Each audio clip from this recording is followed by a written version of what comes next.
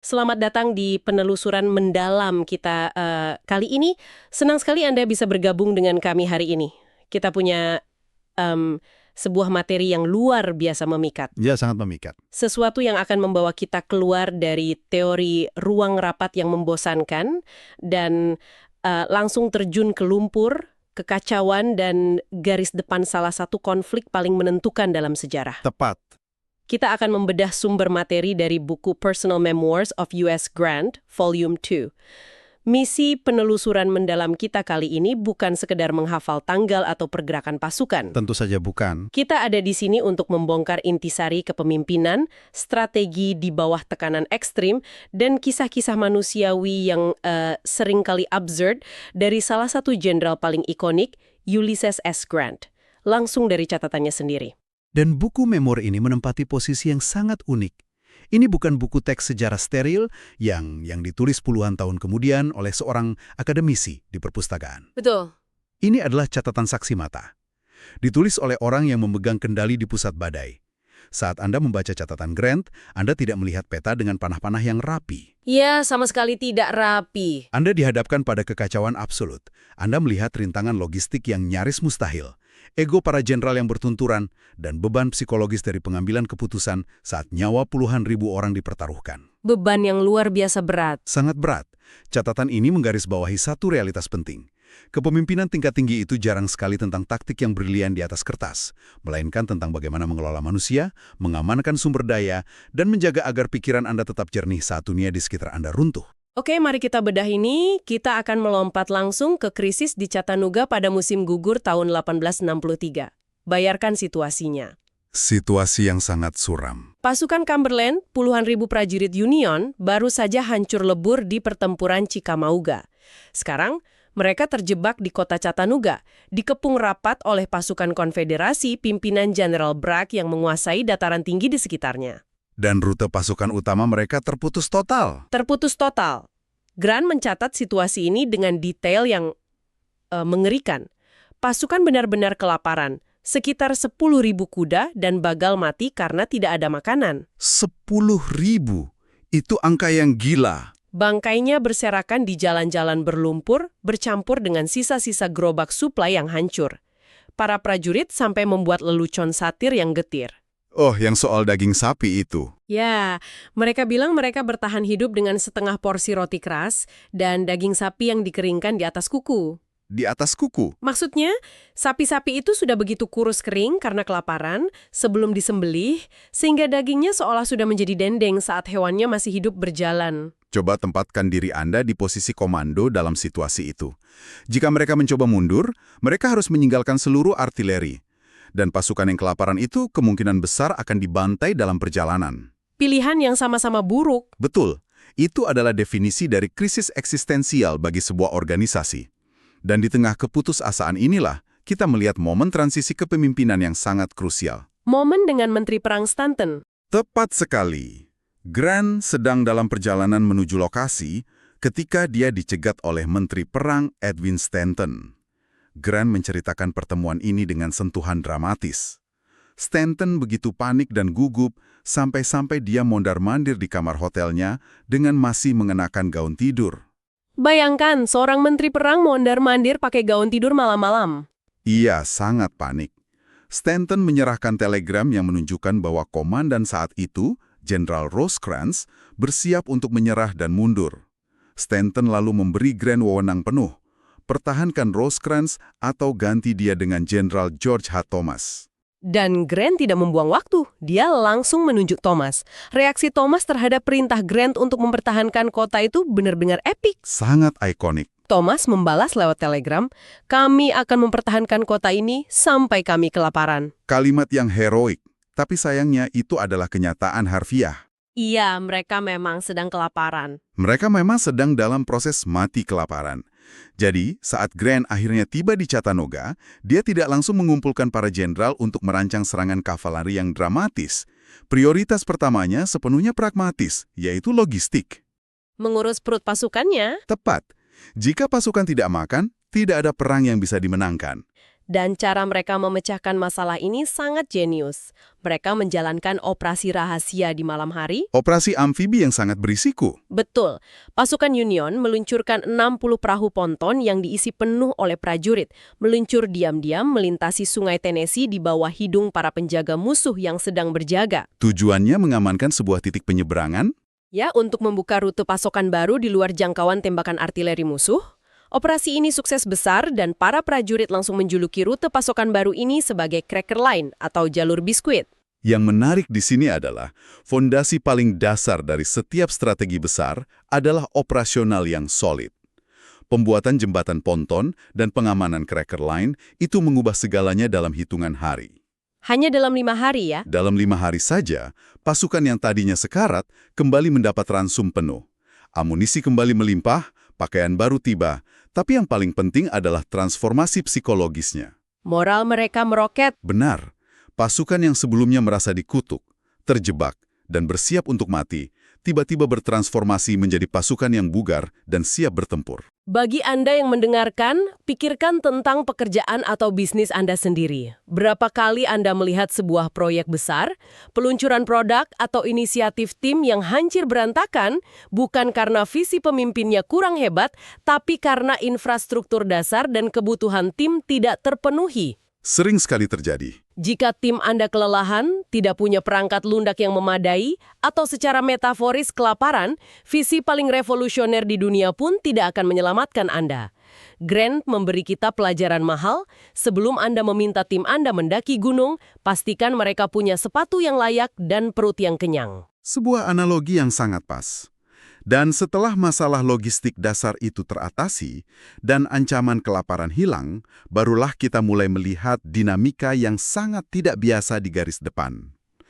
Di tengah semua persiapan untuk pertumpahan darah ini, Grant mencatat momen-momen yang memperlihatkan sisi manusiawi dari perang. Sisi yang seringkali dilupakan oleh buku sejarah. Oh, anekdot yang satu ini benar-benar surrealis. Bayangkan ini. Suatu hari, Grant sedang berkuda sendirian untuk meninjau garis depan di sepanjang sungai. Dia sampai di sebuah area di mana ada batang kayu besar yang tumbang melintasi sungai, membentang dari wilayah Union ke wilayah Konfederasi. Dan apa yang dia lihat di sana? Prajurit Union dan prajurit Konfederasi, musuh bebuyutan dari Korps General Longstreet, sedang duduk santai berbagi batang kayu yang sama untuk mengambil air minum. Berbagi kayu yang sama. Ya, mereka tidak saling menodongkan senjata. Terlebih lagi, penjaga dari pihak musuh mengenali Grant dari seragamnya.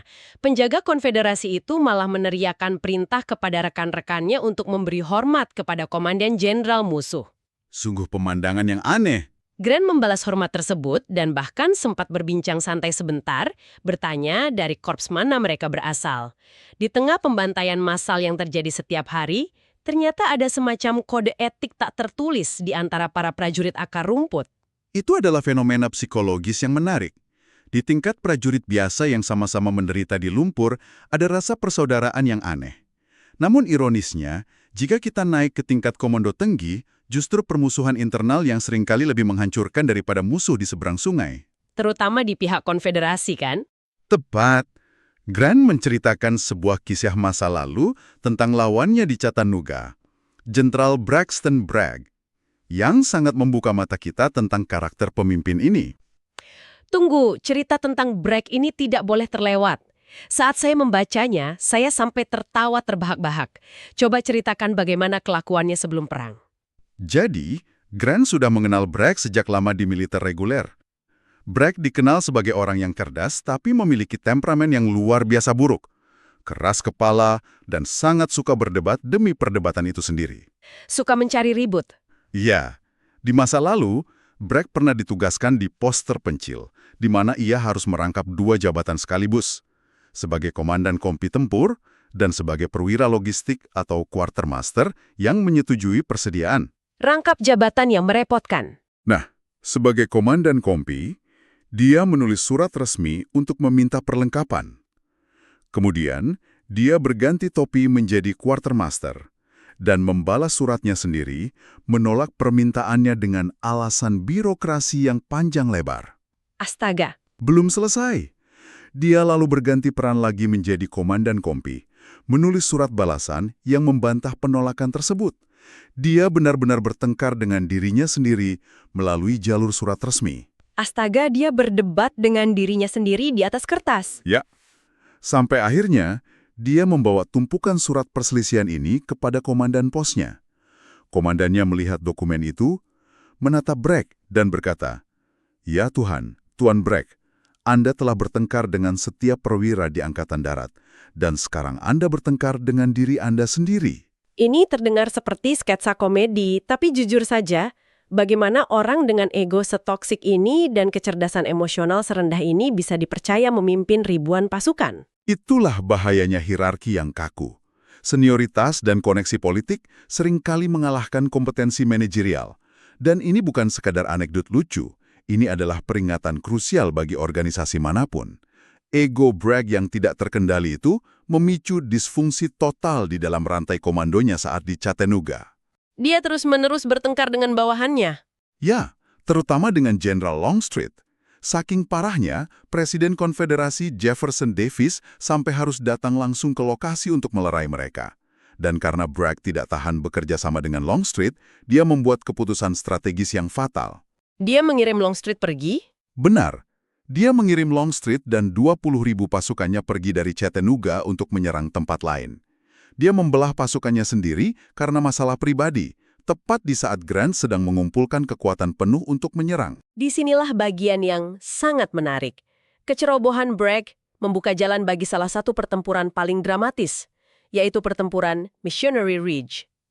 Grant, setelah logistiknya aman dan pasukannya berkumpul, merancang rencana serangan yang berlapis dan terlihat sempurna di atas peta. Rencana yang sangat rapi. Idenya begini, Jenderal Sherman akan memukul sayap kanan musuh dari utara. Jenderal Hooker akan menyapu sayap kiri dari selatan melintasi pegunungan Lookout. Sementara itu, Jenderal Thomas akan menahan bagian tengah, menunggu waktu yang tepat untuk maju setelah sayap musuh hancur. Sebuah gerakan menjepit yang klasik. Namun, seperti kutipan terkenal dalam strategi militer, tidak ada rencana yang selamat dari kontak pertama dengan musuh. Disinilah gesekan perang atau friction of war terjadi. Rencananya mulai berantakan. Ya, pergerakan Hooker tertunda berjam-jam karena jembatan yang hancur. Di utara, Sherman secara tak terduga menabrak medan yang sangat sulit dan perlawanan konfederasi yang jauh lebih tangguh dari perkiraan. Sherman terjebak dan mulai kehabisan darah. Grant pasti panik melihat rencana sempurnanya gagal. Grant melihat rencananya berantakan. Untuk menyelamatkan Sherman dari kehancuran, Grant akhirnya mengambil keputusan mendesak. Ia memerintahkan pasukan Thomas di bagian tengah, yang dipimpin oleh Sheridan dan Wood, untuk maju sedikit. Hanya untuk merebut parit pertama musuh di dasar Bukit Missionary Ridge, dengan harapan itu akan mengalihkan perhatian musuh dari Sherman. Dan ini dia momen yang membuat saya merinding. Pasukan Thomas menyerbu maju di bawah hujan tembakan peluru dan artileri. Mereka berhasil merebut parit pertama di dasar bukit, persis seperti yang diperintahkan. Tapi, tiba-tiba sesuatu yang di luar kendali terjadi. Sesuatu yang sama sekali tidak direncanakan. Bayangkan Anda melihat dari pos komando. Prajurit-prajurit itu tidak berhenti, tanpa instruksi dari Grant, tanpa perintah dari Thomas, tanpa aba-aba dari jenderal manapun. Ribuan prajurit itu tiba-tiba bangkit dari parit dan mulai merangsek naik ke atas tebing yang curam, langsung menuju pertahanan utama musuh. Mereka mendaki bukit itu? Grant terkejut bukan main. Dia sampai menoleh ke Thomas dan bertanya, siapa yang menyuruh mereka naik? Thomas juga kebingungan dan menjawab bahwa dia tidak tahu. Pasukan itu mengambil alih kendali pertempuran dengan tangan mereka sendiri. Ini adalah studi kasus yang luar biasa tentang insting dan momentum. Mengapa mereka terus naik? Karena jika mereka tetap diam di parit dasar bukit, mereka akan menjadi sasaran empuk, seperti bebek duduk bagi artileri musuh yang menembak lurus ke bawah dari puncak bukit. Insting bertahan hidup. Betul. Insting bertahan hidup mereka mengatakan satu-satunya jalan keluar adalah maju ke atas. Keputusan spontan massal ini memicu efek bola salju secara psikologis di pihak musuh. Pasukan konfederasi pasti sangat syok melihat ribuan orang nekat mendaki tebing sambil ditembaki. Sangat syok. Pasukan pemberontak yang berada di parit bawah mulai berlarian mundur ke puncak bukit dengan panik. Akibatnya, mereka terjepit di antara pasukan Union yang mengejar dari belakang dan garis pertahanan teman mereka sendiri di atas. Kekacauan total. Pasukan konfederasi di puncak bukit jadi serba salah. Mereka mau menembakkan artileri, tapi takut malah membantai rekan-rekan mereka sendiri yang sedang lari menanjak. Kepanikan total melanda. Barisan pertahanan yang tadinya dianggap tak bisa ditembus, runtuh begitu saja karena kepanikan internal. Bragg benar-benar kehilangan kendali dan pasukannya hancur berantakan. Jika Anda memimpin sebuah tim, fenomena ini sangat beresonansi. Kadang-kadang tim Anda di lapangan melihat realitas situasinya jauh lebih jelas daripada Anda yang duduk di kantor pusat. Sering terjadi di dunia bisnis juga. Mereka mengambil inisiatif organik yang melanggar rencana awal, tapi justru itulah yang menyelamatkan proyek tersebut. Jika kita hubungkan ini dengan gambaran yang lebih besar, kemenangan spontan di Missionary Ridge ini memicu efek domino yang luar biasa. Begitu Bragg alah telak dan terpaksa mundur, Jenderal Longstreet yang tadinya dikirim Bragg untuk mengepung Jenderal Burnside di Knoxville, tiba-tiba kehilangan dukungan. Jadi dia harus membatalkan pengepungannya. Betul, dia terpaksa membatalkan pengepungannya. Satu inisiatif taktis di tebing itu secara efektif membebaskan dua kota sekaligus dan memukul mundur konfederasi secara masif. Keberhasilan monumental inilah yang melontarkan karir Grant. Pada Maret 1864, ia dipanggil ke Washington dan dipromosikan menjadi Letnan Jenderal. Ini bukan pangkat biasa. Tidak ada yang memegang pangkat penuh ini sejak George Washington. Puncak karir yang luar biasa. Dan yang mengejutkan saya, baru pada momen inilah, setelah bertahun-tahun perang berdarah, Grant akhirnya bertatap muka untuk pertama kalinya dengan Presiden Abraham Lincoln. Pertemuan pertama mereka sangat mengungkap karakter Lincoln. Lincoln adalah pemimpin yang sangat pragmatis dan tahu batas kemampuannya. Dalam pertemuan empat mata itu, Lincoln berterus terang. Dia berkata bahwa dia sama sekali tidak mengerti strategi militer. Dia mengakuinya secara terbuka?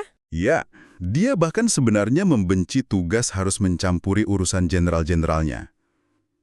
Alasan mengapa selama ini dia terpaksa mengeluarkan perintah militer dan melakukan micromanagement adalah karena para pendahulu Grant terlalu pasif. Mereka menunda-nunda dan tidak mau mengambil resiko sementara tekanan politik terus memuncak. Jadi Lincoln terpaksa turun tangan. Lincoln pada dasarnya berkata, "Saya tidak ingin tahu rencana rahasia Anda. Saya hanya butuh seseorang yang berani mengambil tanggung jawab penuh dan membuahkan hasil." Bagi Anda yang berada di posisi manajerial, ini adalah definisi dari pendelegasian sejati. Berikan tujuan, berikan wewenang, lalu singkir dari jalan mereka. Lincoln bahkan merangkum strategi yang diajukan Grant dengan analogi yang sangat membumi. Grant menjelaskan visi barunya.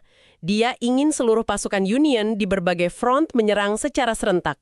Jadi musuh tidak bisa lagi memindahkan pasukan cadangan dari satu tempat ke tempat lain. Dan Lincoln sangat menyukai ide ini. Mendengar strategi besar ini, Lincoln langsung mengangguk dan menggunakan analogi petani. Dia bilang, "Oh, saya mengerti. Jika seseorang tidak bisa menguliti hewan, dia harus memegangi kakinya, sementara orang lain yang melakukannya." Analogi yang brilian. Intinya sangat jelas. Kalau pasukanmu tidak cukup kuat untuk menembus pertahanan musuh, setidaknya serang terus mereka agar mereka sibuk dan tidak bisa mengirim bantuan ke front line. Pegangi kaki mereka. Tapi tentu saja, mengelola para jenderal agar mau memegangi kaki ini tidak semudah kedengarannya, terutama ketika berhadapan dengan jenderal politik. Disinilah Grant menghadapi masalah dengan Jenderal Benjamin Butler di wilayah yang disebut Bermuda Hundred. Ya, Bermuda Hundred ini adalah sebuah semenanjung sempit. Bayangkan sebidang tanah yang terperangkap di antara pertemuan dua sungai besar. Rencana Grant adalah agar Butler mendarat di sana dan menekan ibu kota konfederasi, Richmond, dari arah selatan. Tapi Butler melakukan hal yang sebaliknya. Betul, dia mendarat, masuk ke semenanjung itu, dan malah sibuk membangun benteng pertahanan yang sangat tebal. Dia sangat aman dari serangan, tapi dia terjebak dan sama sekali tidak bisa maju menekan musuh. Kepala Zeni Grant, Gerald Barnard, datang untuk menginspeksi situasi Butler dan memberikan laporan visual yang sangat menohok. Barnard menggambarkan posisi Butler seperti sebuah botol. Semenanjung itu adalah badan botolnya, sangat aman. Tapi pasukan konfederasi cukup membangun pertahanan kecil tepat di leher botol tersebut. Menyumbat botolnya? Seperti kata Barnard, musuh telah menyumbat botolnya, atau cork the bottle. Dengan penjagaan yang sangat minim, musuh berhasil membuat puluhan ribu pasukan Butler tidak berguna sama sekali. Grant mungkin karena kelelahan, tanpa sengaja memasukkan frasa cork the bottle ini ke dalam laporan resminya. Dan laporannya bocor ke pers. Laporan itu bocor ke pers, dan karir serta reputasi Butler hancur oleh metafora tersebut. Butler sangat marah, tapi itu adalah fakta. Bicara soal pers dan informasi yang bocor, memoir Grant juga menyoroti betapa sulitnya menjaga kerahasiaan operasional di era tersebut. Ada satu kisah yang terasa seperti adegan dari film komedi mata-mata. Oh, kisah tentang William Swinton? Iya, Grant bercerita tentang William Swinton, seorang pria yang menempel pada Angkatan Darat dengan kedok sebagai sejarawan sastra dan berjanji bahwa dia bukan wartawan yang mencari berita sensasional. Tapi Grant curiga karena detail instruksi rahasianya entah bagaimana bisa muncul di koran-koran Richmond di wilayah musuh. Dan kecurigaan itu terbukti dengan cara yang sangat absurd. Sangat absurd. Suatu malam di tengah hutan, setelah pertempuran berdarah di Wilderness, Grant dan Jenderal Meade sedang duduk di dekat api unggun, merundingkan pergerakan pasukan secara rahasia. Tiba-tiba, seorang staf melihat bayangan aneh di tanah. Bayangan di balik pohon. Ternyata, ada seorang pria yang duduk bersembunyi di balik tunggul pohon di kegelapan, asyik menguping pembicaraan tingkat tinggi mereka. Saat diseret keluar, pria itu adalah Swinton, sang sejarawan. Sungguh nekat. Beberapa hari kemudian, Jenderal Burnside menangkap Swinton lagi dalam kasus serupa. Dan Burnside, yang memang sumbu pendek, langsung memerintahkan agar Swinton dieksekusi tembak mati sore itu juga. Grant harus turun tangan membatalkan eksekusi tersebut dan memilih untuk mengusirnya dengan tidak hormat dari garis pertahanan tentara. Kisah Swinton ini, meskipun konyol, menyoroti tantangan nyata dari keamanan informasi. Ketika Anda merancang strategi yang melibatkan ratusan ribu orang yang tersebar di separuh benua, satu kebocoran kecil bisa berakibat fatal. Apalagi strategi Grant saat itu sangat krusial. Terutama karena strategi Grant untuk tahun 1864, yang tadi kita bahas dengan analogi Lincoln, adalah sesuatu yang belum pernah dicoba pada skala sebesar itu. Grant merancang strategi terpadu atau Grand Strategy. Semua bergerak serentak. Benar. Sementara Meade dan Grant akan terus memburu dan menekan pasukan Robert E. Lee di Virginia tanpa ampun, Grant memerintahkan Jenderal Sherman untuk masuk jauh ke selatan, mengejar Jenderal Johnston, dan merebut jantung industri konfederasi, yaitu kota Atlanta. Saya membaca bahwa kampanye Sherman menuju Atlanta ini dianggap sebagai mahakarya militer. Tapi saya penasaran, Sherman kan berhadapan dengan pertahanan musuh di daerah pegunungan yang sangat sulit. Medan yang sangat berat. Bagaimana dia bisa mendesak musuh mundur tanpa menghancurkan pasukannya sendiri lewat serangan frontal yang berdarah? Dia menggunakan sesuatu yang disebut taktik flanking, kan? Bagaimana cara kerjanya di lapangan? Pertanyaan bagus. Taktik flanking ini pada dasarnya adalah seni menghindari kekuatan utama musuh dan mengancam kelemahannya. Bayangkan papan catur.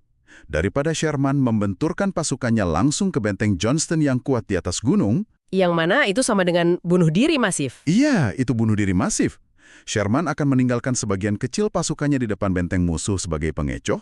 Sementara itu, sebagian besar pasukannya akan berjalan memutar jauh melingkari gunung, bermanuver ke samping atau ke belakang pertahanan Johnston, dan langsung mengancam jalur kereta api yang menyuplai makanan ke benteng tersebut. Memotong urat nadinya? Tepat. Johnston, karena menyadari pasokannya akan diputus, terpaksa harus membatalkan pertahanan kuatnya dan berlari mundur untuk melindungi jalurnya. Sherman melakukan ini berulang-ulang selama berbulan-bulan. Memutar, memaksa mundur, memutar lagi. Ini adalah operasi psikologis dan logistik yang luar biasa cerdas yang meminimalisir korban jiwa di pihaknya. Dan hasil dari kesabaran dan kejeniusan manuver Sherman ini sangat masif. Pada awal September 1864, Atlanta akhirnya jatuh ke tangan Union. Dan ini bukan sekedar kemenangan di peta militer, kan? Ini memiliki efek kejut yang luar biasa terhadap lanskap politik di ibu kota. Sangat benar. Jatuhnya Atlanta adalah titik balik yang menentukan sejarah. Saat itu, pemilihan presiden di utara hanya tinggal beberapa bulan lagi. Sentimen publik di utara sangat lelah dengan perang. Banyak politisi menekan agar pemerintah menyerah dan membiarkan selatan merdeka. Posisi Lincoln sedang terancam. Abraham Lincoln benar-benar berada di ambang kekalahan dalam pemilu. Namun berita jatuhnya Atlanta meledak di utara dan membuktikan kepada masyarakat bahwa pengorbanan mereka tidak sia-sia dan kemenangan akhir sudah di depan mata. Sebuah dorongan moral yang besar. Grant sendiri dengan tajam mencatat dalam memoarnya bahwa kemenangan militer Sherman ini jauh lebih ampuh dalam memastikan terpilihnya kembali Lincoln daripada semua kampanye politik dan pidato yang digabungkan. Jadi, apa makna dari semua ini, Sam? Saat kita menutup lembaran catatan Jenderal Grant, satu hal menjadi sangat jelas.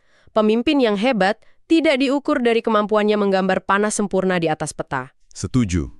Kehebatan sejati Grant terletak pada ketenangannya dalam mengelola pusaran kekacauan manusia. Dia menenangkan atasan yang gugup seperti Stanton. Dia mengerti kapan harus mendelegasikan dan percaya penuh pada eksekutor lapangan seperti Sherman dan Thomas. Dia juga menangani birokrasi dengan sabar. Iya, menangani ego jenderal politik seperti Butler, memaklumi inisiatif prajurit bawahannya di Missionary Ridge, dan bahkan berurusan dengan wartawan licik di tengah malam. Pemimpin yang efektif adalah mereka yang bisa menerima kekacauan sifat manusia dan entah bagaimana mengarahkannya menuju satu visi bersama. Hal ini memunculkan pertanyaan penting bagi kita yang hidup di era informasi ini. Memoir Grant membuktikan betapa vitalnya memahami sejarah dari beragam sudut pandang.